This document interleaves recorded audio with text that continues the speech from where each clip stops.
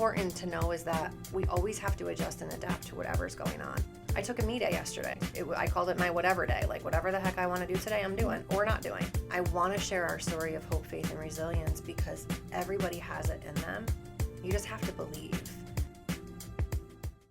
Glad to have you on the show. So, introducing Jennifer Hendricks-Fogg with Aflac, local not publisher, writer, right? And woman of many different things. So, I always like to start the show with a little bit, just tell people about you, your little bit of your story, and obviously shorter version, and how you got here. Oh, gosh. All right. So thank you for having me. I'm so excited. So my name is Jennifer Hendricks-Fogg. I'm a special projects coordinator with Aflac.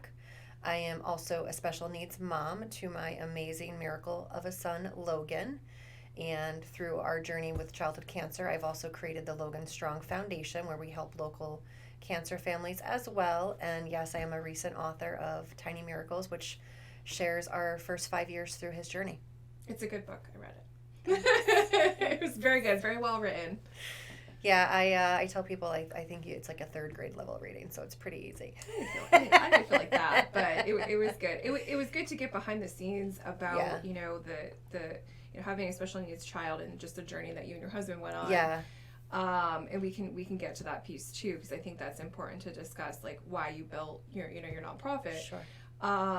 But the purpose of this show is to kind of showcase the behind the scenes of being a business owner, right? So whether you call yourself a CEO or Sure. not, you definitely are, Mm-hmm. right? And especially working for Yeah. Aflac, Yeah. like no one's telling you necessarily what Yeah. to do. They give you some guidance, right? Sure. They give you some coaching and sales training. But it's your own business, Mm-hmm. right? And you've been with Aflac for how long now? It'll be 11 years in May. 11 years, Yeah. which is crazy. So, tell us how did you even get into this journey of owning your own business? Yeah, so I was actually hired with Aflac 13 years ago, and I told the woman, no thank you, I don't want to sell insurance for commission only, have a great day. Yeah. And a couple of years later, my husband, who I had just started dating at the time, came home from work and said, I have to get up early tomorrow morning for an Aflac meeting. And I was like, oh, is it Michelle? And he's like, yeah. And I'm like, oh, tell her I said hello, because she's the one that had originally recruited me, and we had kept in touch. And we ended up meeting her out for dinner one night to have my husband sign up for his policies. And she's like, when are you going to come work for me? And I was like, now. I'm ready. Because at the time I was in a job that I hated. Mm-hmm. I was also teaching dance part-time, and I knew that I wasn't going to be able to get a full-time 9-to-5 job. Right. I'd be like, hey, by the way, I need Tuesday and Thursdays afternoons off to go teach. Right. That wasn't going to happen. So I selfishly chose Aflac for the flexibility, to be honest. And I was debating between real estate and insurance, and I went the insurance route because to me, the real estate piece was kind of one and done. Mm-hmm.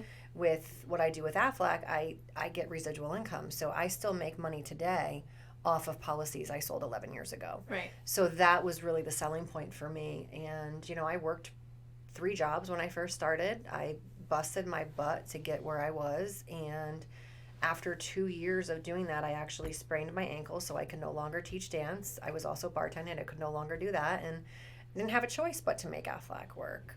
And I went through the ranks. I became a district coordinator for a few years. During that time is when Logan got diagnosed. So I was seeing Aflac come full circle, during that time. Yeah, and I don't think a lot of people have that experience, No. right? Like that you never see it if you're in insurance. You never see the claims, right? Mm-hmm. Unless you've been doing it and stay in the industry for decades, right?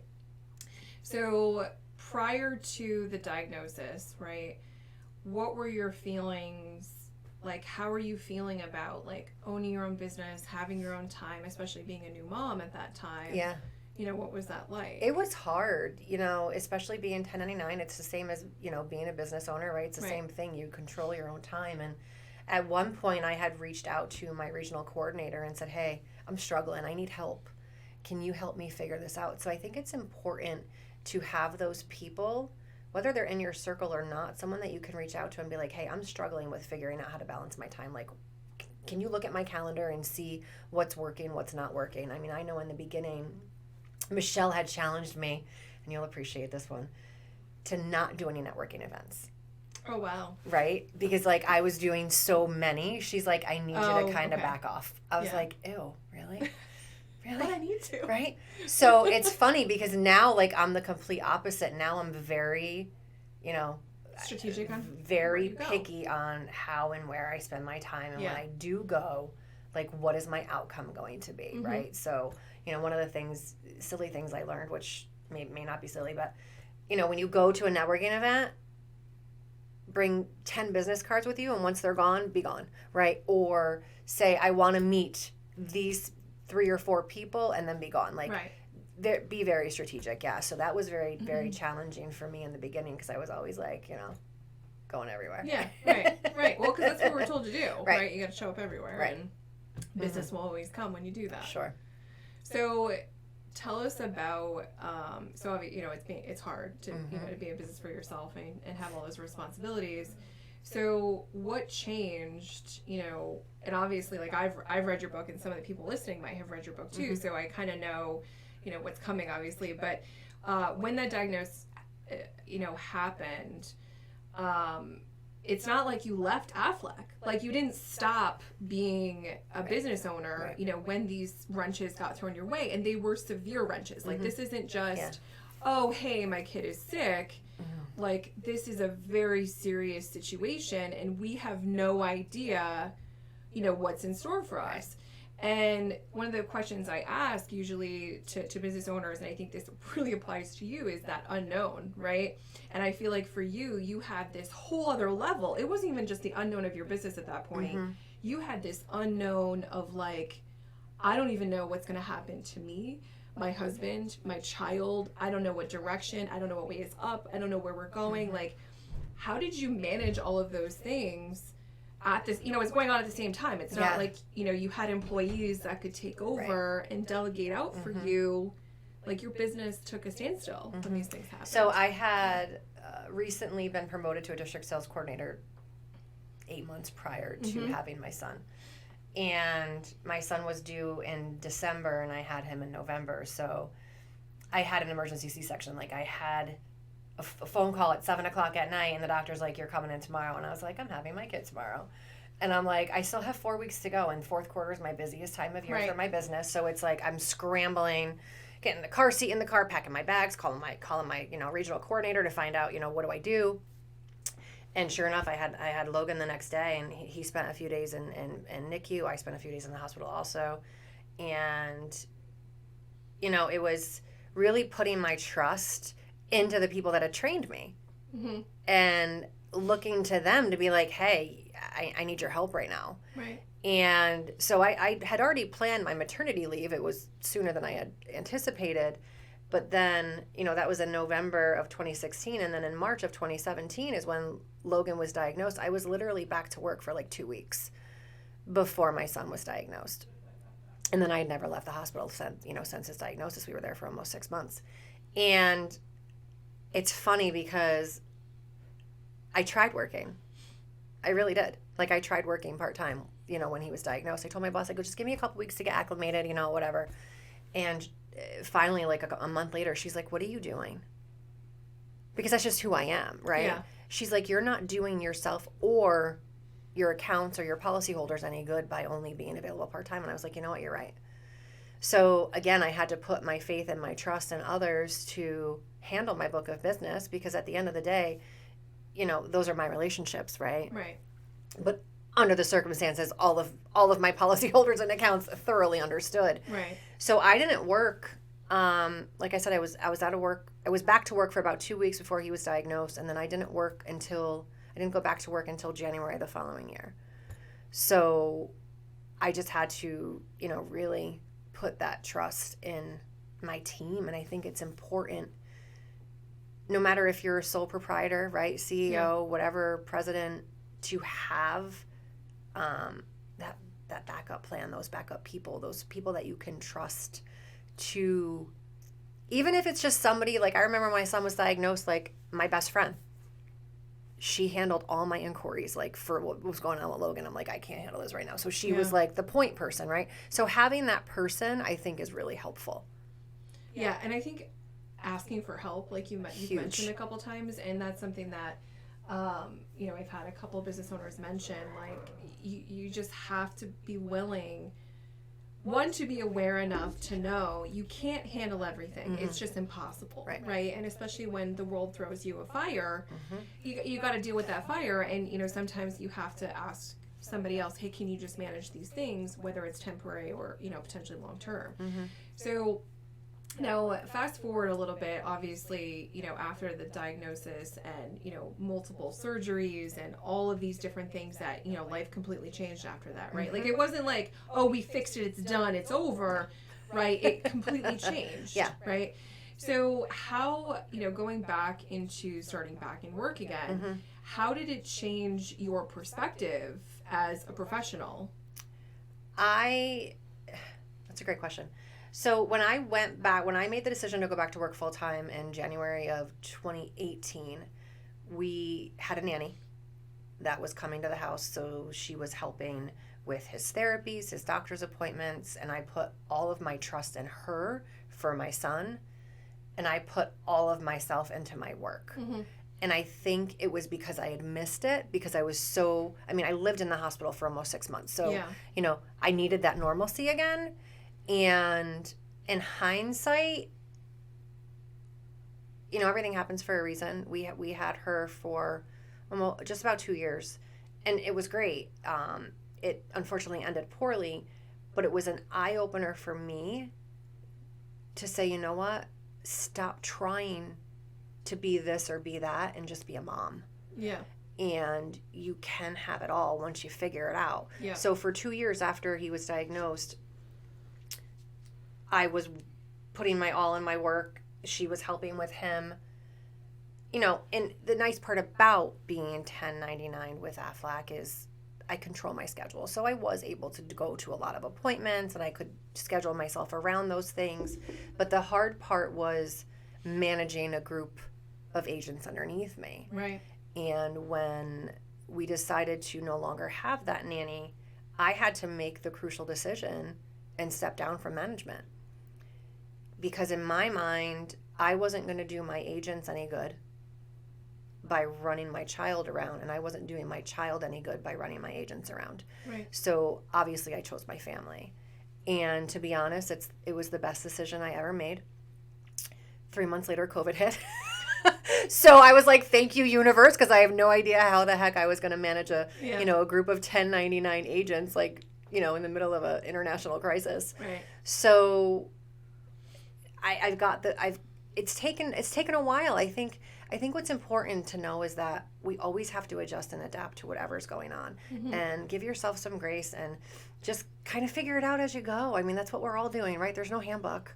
No, definitely not. You know, I wish. And I say that tenfold for what we're going through now with Logan, because he does have special needs. He has a brain injury. He doesn't talk. He has a feeding tube.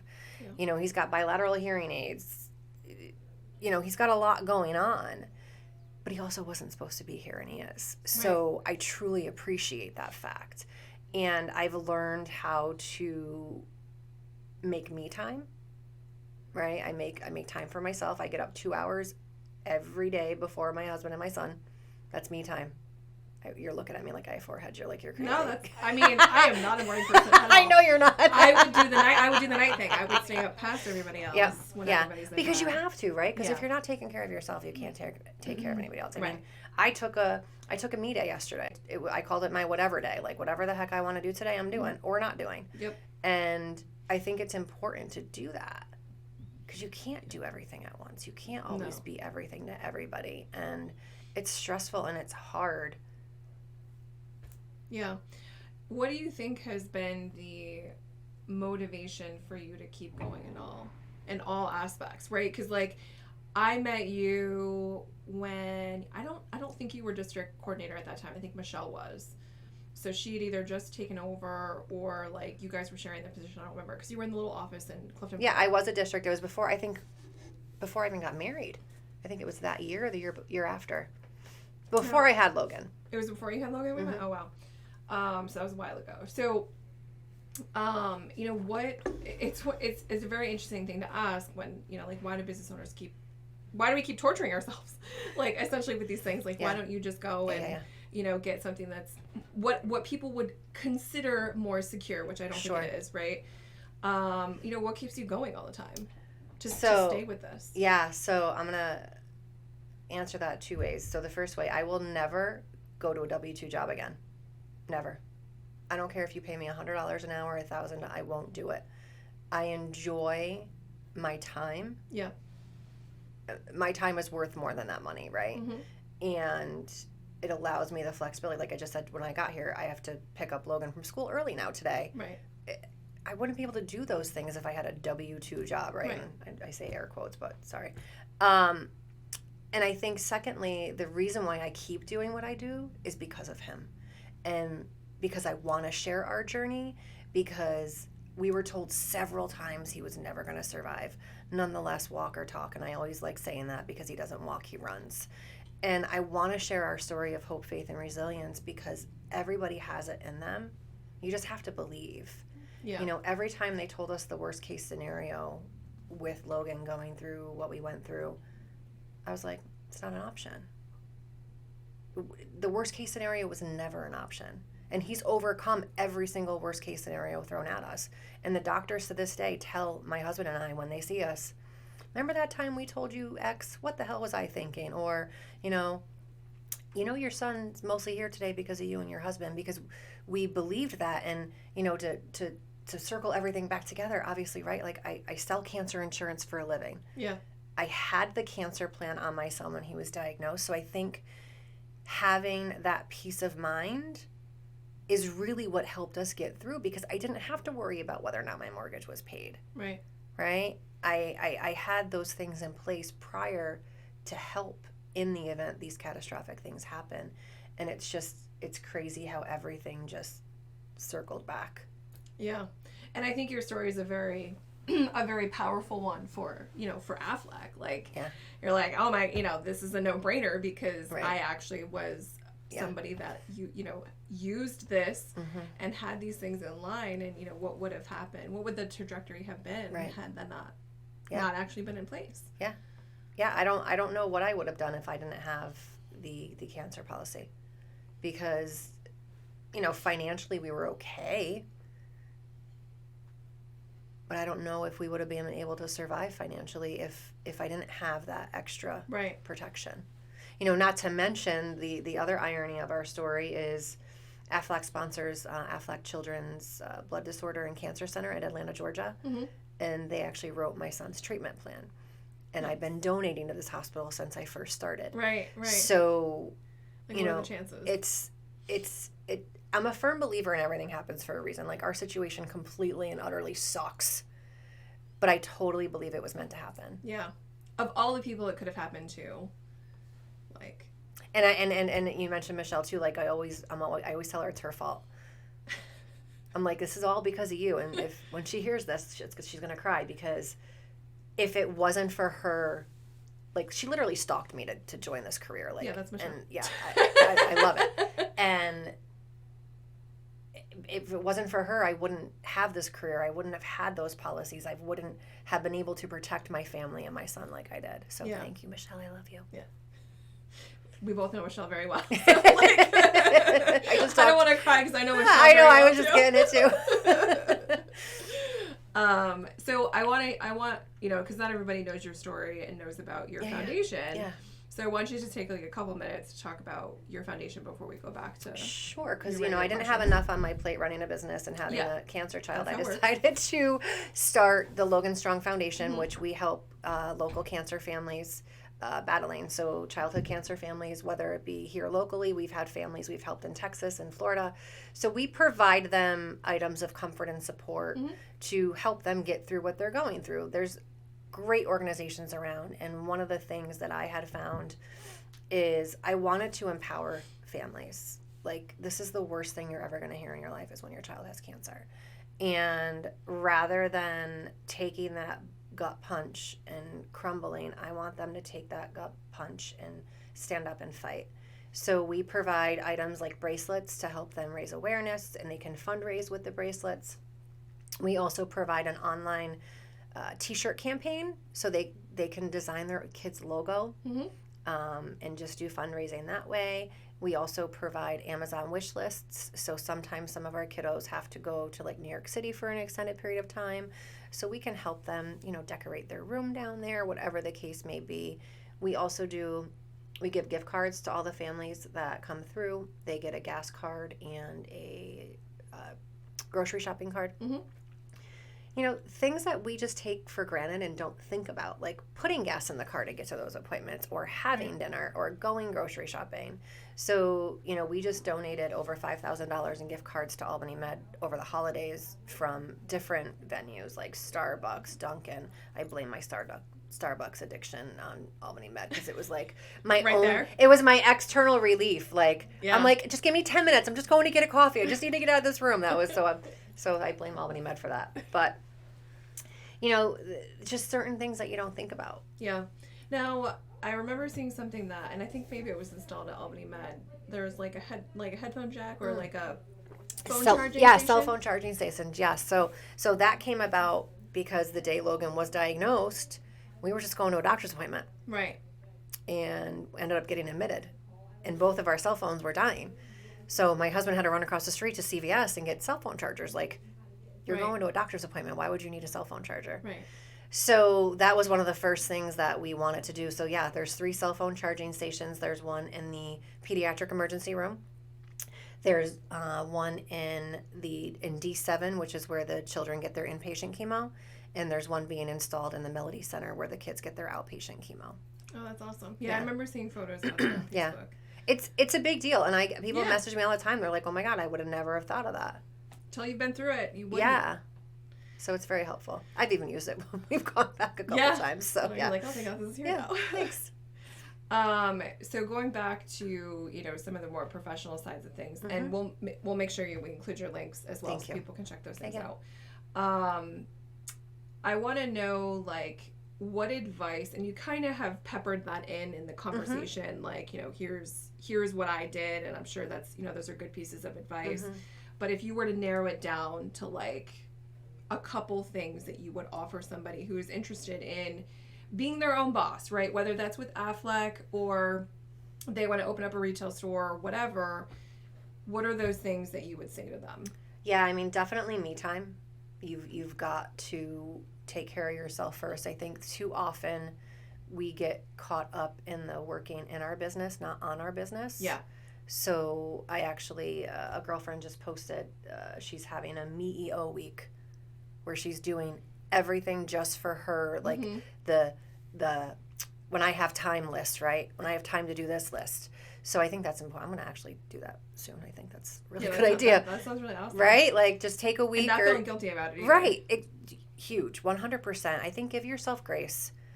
I think we're always learning and growing, and there's always things we can adapt and change. And I think not being set in your ways is helpful, because we're all human. We make mistakes. And what works for me may not work for you, or what works for me this week may not work for me next week, right? There may be something else going on. So I think definitely the me time, and then just giving yourself grace is 2 of my biggest. Yeah, and I think, nothing against the guys out there, but I do feel there's a whole other level of complication when you're a mom and you own a business. Nothing against anyone that's single out there, but like there's this whole other thing that happens, right? Like there's this expectation level that you still need to operate as this phenomenal professional and the perfect mom, and it's like, well, that's just not any sort of reality. Right. Maybe on one day it's this and the other 100%. Day it's that, but 100%. Hardly ever. Trying to find that balance between those two things, and I even think balance is the wrong word, because it's never a teeter-totter, right? No. It's, some days are more heavy on professional, and some days are more heavy on, the kid, or even like the spouse or yourself. And I think especially for someone with special needs, it's magnified, because there's a lot more potential fires that could happen that are super unpredictable. Yeah. And I think you nailed it. I don't believe in work-life balance either. I don't think it's an actual balance. No. I think it's whatever you're focused on. And that's okay. And going back to the whole morning routine, you kind of touched on it too. Like, because I wear so many hats, I've structured my week. Actually, Brandon has helped me. Brandon Eastman, shout out. Helped me do that. So, when it's not my busy season with Aflac, I Right. do Aflac Monday, Tuesday, Thursday. Mm-hmm. Wednesdays are my writing day or whatever project I'm working on. And then Fridays, I focus on my foundation. Mm-hmm. So structuring your days too, because we do wear so many hats, where I was trying to juggle all those things in one day. Right. You can't. And your mind is shifting your focus so often that you're not getting any really productive work done. Mm-hmm. So even if it's a half day, even if it's like 2-3 hours, okay, this is my time to work on X project, and do that and time block. I mean, that's huge. Yeah. Time blocking is Huge. definitely huge. And yeah, I would say, just from my own experience, like, people ask me, how do you do everything? And I was like, well, I just don't. Like, everything doesn't happen every day. There's some pieces that happen on that day, some pieces that happen on this day, some things spill over, Mm-hmm. right? Like, it's not 9 to 5. No. It's nights and weekends if it's needed, right? Not all the time. And sometimes you're like, oh, this week there was no fires or nothing blew up. But it could happen next week. Jinx it. Right, exactly. So I want to talk about the legacy piece. So I always like asking this question to professionals in, what you're building, what you're doing, where you're going. Like, what does that look like? What do you want to leave behind? It's a great question. Again, I think it goes back to sharing Logan's journey. I want people to believe that doctors are people too, Mm-hmm. right? They're not God. They don't make the ultimate decision. I don't want to say they don't sit on a pedestal, because some of them they really do, because they're friggin' amazing. But having faith and belief in yourself, I think, will take you further than anything else. And that's what got my son through cancer, an unbeatable tumor, right? Yeah. It was horrible. And he beat it because we believed he was going to. And I want to share that I want that to be my legacy. I want people to know that they can have their own miracle every day. Yeah, that's a very powerful legacy. And I think you have definitely been laying that foundation for quite some time. Like, if you haven't noticed, just start following Jen on anything. You'll notice. Listen, I have my days. Trust me. I have my moments. do. We all do. But, actually, I just had a girlfriend text me this morning that's going through cancer treatment. And she's like, I'm having a day. And I was like, listen, what's the alternative? Yeah. Right? Like, do you want to be in a shitty mood all day? Or do you want to put your big girl panties on and handle it? Right. And for me, I'd rather put my big girl panties on and handle it, because I don't want to sit around moping all day. Yeah. Don't get me wrong. There's a time and a place for it. There's definitely, let yourself go through it sometimes, but don't stay there. Yeah. Don't stay there. And one of the biggest things I always say too is, I'll figure it out. I don't know how I'm going to do X, Y, Z, but I'll figure it out. I always do. And I think it's that whole mindset. Yeah. Yeah, I think there's some common traits, and I mentioned on the show yesterday, the tenacity, right? Like, you're like, no. Mm-hmm. The answer is no. Whatever you think is going to prevent me from doing the things I'm going to do, it's not. Like, nice try, but it's not. Mm-hmm. I'll find a way to continue to power through. And I think that's a trait that is not for everybody. That's why people are not everybody's in business, and it's hard to be in business. I think there's a lot of, especially now with the social media, you get a lot of, oh, hey, like, it's amazing, I'm making all this money and I have all this time, and it's like, but what did it take to get to that point? Right. What, you don't know what's going on behind the scenes. You don't know how often, like, I'm sitting in my room crying because I'm like, why am I doing this to myself? Mm-hmm. On a regular, consistent basis. 100%. So what's next? Like, where do you see your journey going? Are you going to stay with Aflac? Are you going to grow your foundation? Are you going to operate another business? Like, add something else? Like, so I will never leave Aflac. I'm a lifer. It's an amazing career, and it's been a life-changing career for me, so I will never leave. I'm actually going down to our headquarters in a couple of weeks. Nice. So excited for that. And we're meeting the doctors that wrote Logan's treatment plan as well. So super excited that I'll never leave Aflac. I feel really good where we're at with the foundation right now. We actually have a strategic planning session coming up. So looking to grow the foundation, absolutely. I want to be able to help more families, as many families as I can more. The two big things that I have on my radar, and you're the first to hear both together. So nice. I want to do a TEDx. Nice. I mean, that doesn't really surprise me. I'm already working with a couple of coaches on that, and my other big ass goal, right? My big bag is a Lifetime movie. Nice. I used to joke, even through treatment, I'm always like, "Who do you want to play in the movie?" And then afterwards, I'm like, "I don't know if I could be a Lifetime movie. I swear too much." So we'll see. It might have to be Netflix. Explicit Lifetime movie. No, I think maybe Netflix would be a better direction. Yeah. So, but that's amazing. I'm glad that you shared that with us. Yeah. And we'll have to follow the journey, obviously, to see. No where pressure you're now. at. Yeah, no pressure. I'll figure it out. Well, you've already put it out there. I know. I'll figure it out. It's gonna have to happen now. 100%. So I like to have people back, obviously, but with a lot of time that has passed. So I'm hoping that we can have a conversation next year. Yeah. And maybe hopefully at that point you've done your TEDx, and we can include that, in the show notes so people can watch it. I can't imagine a movie would be done that amount of time, but the TEDx, I will. I'm not going to guarantee it, but we'll be closer. It's most likely going to happen. Yes. Do you know where you're kind of hoping to do that at? It's already in the works. Nice. That's that exciting. part I'm not sharing yet. Because there's a lot of different. There's a lot of different places. It'll be in New York. Okay. Nice. Well, hopefully we can at least either watch you or physically be there so we can cheer you on. I would love that. That'd be awesome. Wear black. Supposedly black is the most...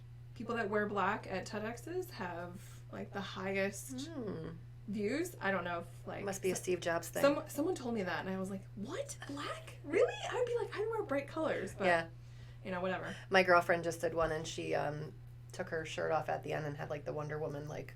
Oh, nice. It was awesome. Nice. Well, whatever you're going to do to get people to be like, oh my God, you got to watch it till the end. Yeah, right. But thank you so much for being on the show. Thank you for having me. It was great, obviously, to have you share your story, which I know you've done many, many times. But for people who don't know you, and we'll make sure to include your links so people can continue to follow you and Logan's journey especially. And then we'll hope to have you back, so we can kind of check in and see where things are at and, where you're continuing to go. Thank you. Thank you.